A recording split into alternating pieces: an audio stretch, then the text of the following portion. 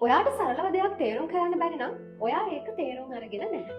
මෙහෙම කිව්වේ 20 වන ශතවර්ෂයේ ජීවත් වුණු ප්‍රසිද්ධ ඒ වගේම ගොඩක් දක්ෂ භෞතික විද්‍යාඥයෙක් වුණු නොබෙල් ත්‍යාගලාභී රිචඩ් ෆෙන්මන් කියන විද්‍යාඥයා. ඉතින් මේ රිචඩ් පොඩි කාලේ ඉඳන්ම මැත්ස් වලට ගොඩාක් දක්ෂයි. දවසක් එයාගේ ක්ලාස් එකේ මැත්ස් ටීචර් එයාලට ගානක් දෙනවා, ගොඩක් අමාරු ගානක් මේක කොහොම හරි හදන්න කියලා. ක්ලාස් එකේ අනිත් හැම ළමයෙක්ම මේක විසඳ ගන්න බැරුව ඉද්දී ෆෙන්මන් මේක හරිම ලේසියෙන් විසඳනවා. ඉතින් ෆෙන්මන් එයාගේ මැත්ස් ටීචර්ට පොත පෙන්නද්දි ටීචර් එයාගේ ආන්සර් එක බලලා කියනවා, "ඔව් ෆෙන්මන්, ඔයාගේ ආන්සර් එක හරි. හැබැයි මේක හදපු ක්‍රමය තේරෙන්නේ ඔයාට විතරයි" කියලා. ඒ වගේම විද්‍යාව, ගණිතය වගේ සබ්ජෙක්ට්ස් වල ප්‍රධාන අරමුණ තමයි තනිව දේවල් තේරුම් ගන්න එක නෙමෙයි, ඒවා අනිත් අයටත් තේරෙන විදිහට, සරල විදිහට පැහැදිලි කරන එක කියලා. දැන් මේ ෆෙන්මන් කියන්නේ පන්තියේ මැත්ස් වලට ඉතාමත් දක්ෂ ළමයෙක්. ඉතින් මෙයා හරි ආඩම්බරයෙන් හිටියේ මෙයා මේ ගාන පන්තියේ කාටත් කලින් හදපු එක ගැන. ඉතින් මේ අර විදිහට මැත්ස් ටීචර් කියද්දි මෙයා ටීචර්ත් එක්ක ආගියු කරනවා, තර්ක කරනවා. ඉතින් මේකේ උත්තරේ හරිනේ කියලා. එතකොට බලන් ඉන්න බැරිම දැන මැත්ස් ටීචර් මෙයාට එක අභියෝගයක් දෙනවා. මැත්ස් ටීචර් කියනවා මෙහෙම.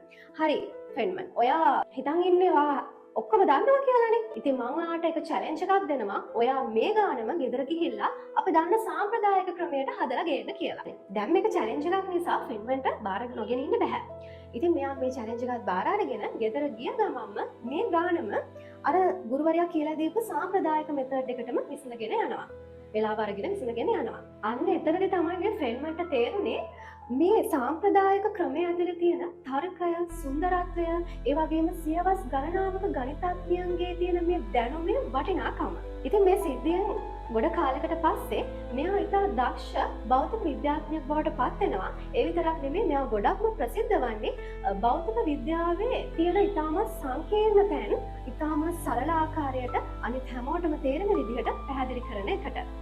ඒ විතරක් නෙමෙයි, දෙයක් මතක තියාගන්න හොඳම ක්‍රමේ මුලින්ම ඒ දේ අපි ඉගෙනගෙන ඊට පස්සේ ඒ දේ තවත් කෙනෙක්ට සරලව උගන්වන එක කියන ෆෙන්මන් ටෙක්නික් ක්‍රමය අපේ අධ්‍යාපනය ක්‍රමයට හඳුන්වා දුන්න විද්‍යාඥයා මේ රිචඩ් ෆෙන්මන්.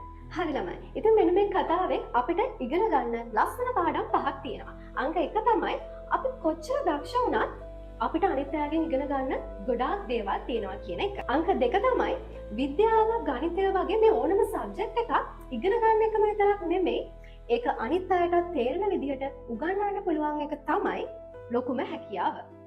අංක 3 මම තමයි හොඳම කෙනා කියලා හිතන එක ඔයාව ඒ විෂයෙන් සදාකාලිකවම ඇත් කරලා දානවා. අංක 4 හොඳ ගුරුවරයෙක් ඔයාට උගන්වන්නේ